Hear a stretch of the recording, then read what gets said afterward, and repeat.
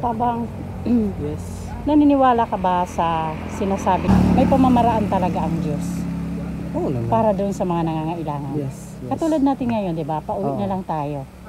Pero nadaanan natin Kasi yung bahay na to. ito po ay talagang hindi ko ine-expect kasi syempre curve siya kurbada siya. Syempre hindi talaga mapapansin kapag nagmamadali ka. Pero yung sa kapaaranan po na nag-chill ride po kami, parang way na rin po to para makita po namin si ate at matulungan. So, ito yan, syempre deserve din po ni ate talaga na kasi makikita niyo naman po yan sa vlog ni Ate Edna Condo. Yes. Panoorin niyo po.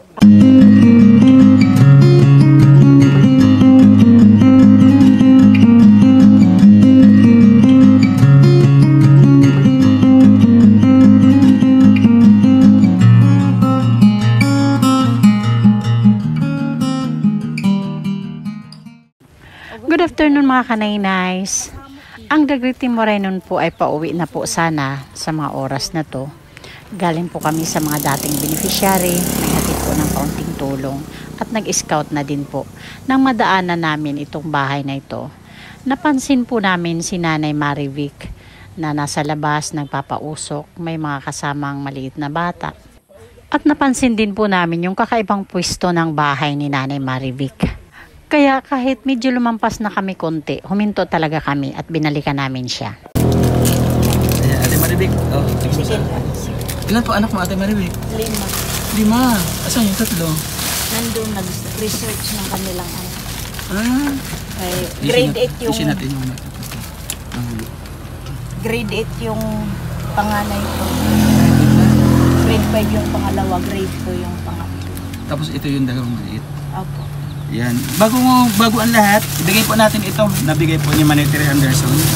Andun po din ni Manitiri Anderson. Sabi niya, pagka mayroon ka nakita sa daanan, na deserve na tulungan, lapitan mo. Bigyan mo.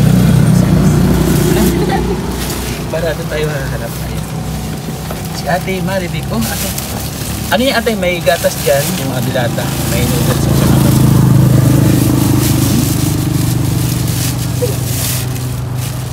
Okay. Mahirap? Nagkataon kasi ngayon walang trabaho asawa ko kasi may pilay. 3 araw na siya walang trabaho, yung mga anak ko na nagtatrabaho. Nagbubuhat ng baras. Ng kahit? Opo. Yun ang pinangano siya pagkalit. Opo, yung 3 babae ko lang pa nagpakayod ngayon kasi yung asawa ko po may yung napilayan siya, yung dito yung parang gusto. 3 babae, anak mo? Sila yung nagbubuhat? Opo. Magandang hapon Ate Marivic.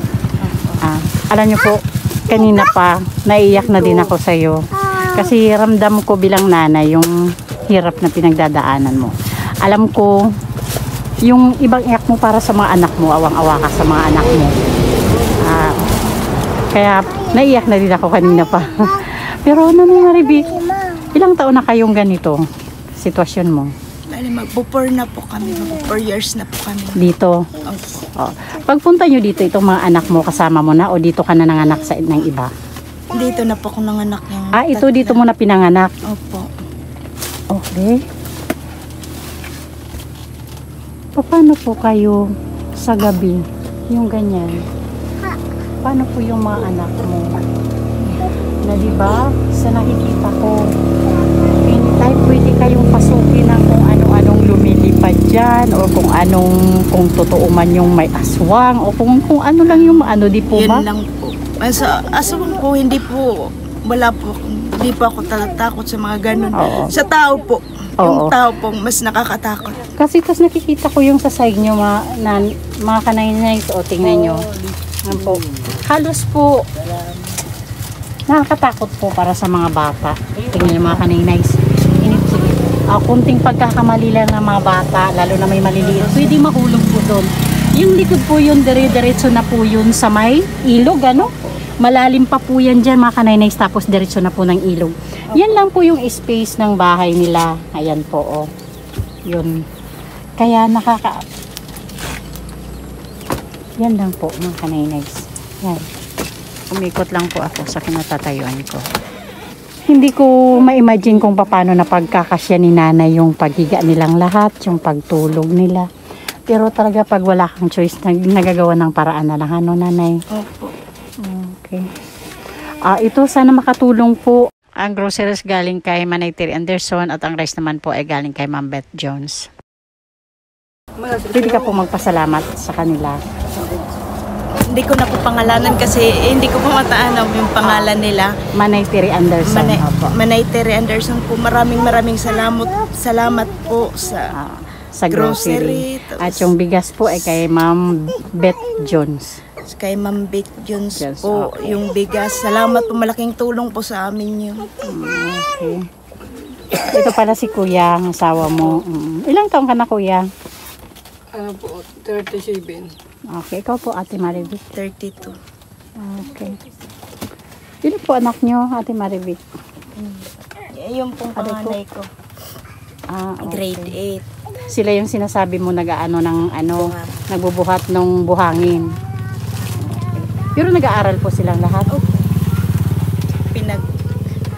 Pinipilit makapag-aral. Kasi para po sa kanila. Para makaahon sa ganito kayo.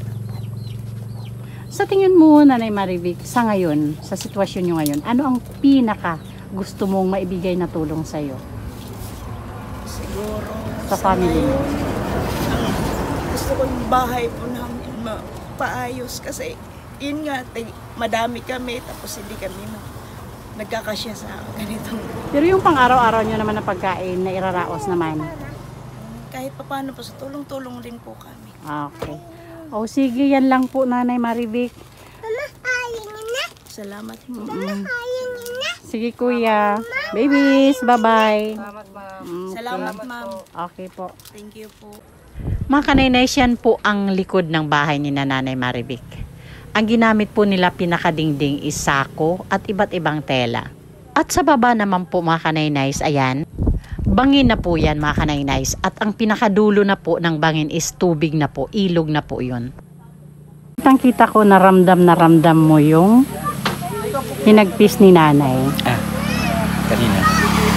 Kasi sa pag-i-interview, mapipil mo yung mararamdaman mo kung ano yung sa ulubi niya. Kasi pinagdaanan ko yung ganun klaseng hirap na talagang sabi niya kanina. Talagang sobrang kapos daw nila at lubos na kailangan nila ngayon ng tulong. Diba? Ang hirap. Lalo na't may mga anak pa siya maliliit, hindi maganda nag-aaral. At yung kanilang inaasahan na makakatulong sa kanyang asawa, may sakit pa. Yung mga kalingap, mga kapartners, at mapanganib pa rin dito para sa kanyang mga anak. At yung iba po niyan, mapaparoon nyo yung personal po na interview ninyo kay Ate Marivic. Pero may tatanong pa ako sa'yo. Sige. Wag lang mga kanainays, although ayaw ni Boss Joey tatawagin siyang boss, simula po ngayon Joey na lang po yung tawag ko sa kanya. Huwag niyo po sana masabing wala po akong respeto, kasi kagustuhan niyo po to. Hindi po respeto yun ang tawag doon. Ang tawag doon ay pantay-pantay. Teka, Okay. hindi magpantay.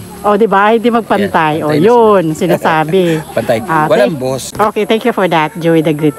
Tanong ko lang, naniniwala ka po doon sa kasabihan, talagang may pamamaraan ang Diyos? Yes. Katulad nito yun, di ba? Pauwi na lang tayo. Alas 6 na. Nakita Si pa God, natin yung yung... nagbulong sa atin na, Yes. ganyan. Okay. Isa yun sa way. Kumbaga, may gagamitin ang ating Panginoon Diyos para yung kabutihan na ginagawa natin sa kapwa, ibabalik sa atin. Yes. I agree for that. Totoo po yun. Thank you, Kaya Joey the Great. manatili kayo tayong magbigay ng mabuting loob sa kapwa po natin.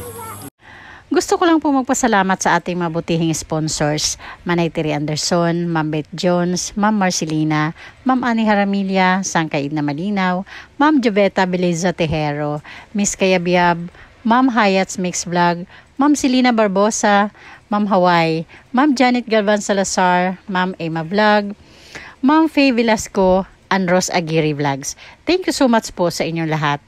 Napakasarap isipin na sa araw-araw na ginawa ng Diyos, may mga pamilyang sumasaya na aabutan ng tulong nang dahil po yan sa mga sponsors na katulad po ninyo.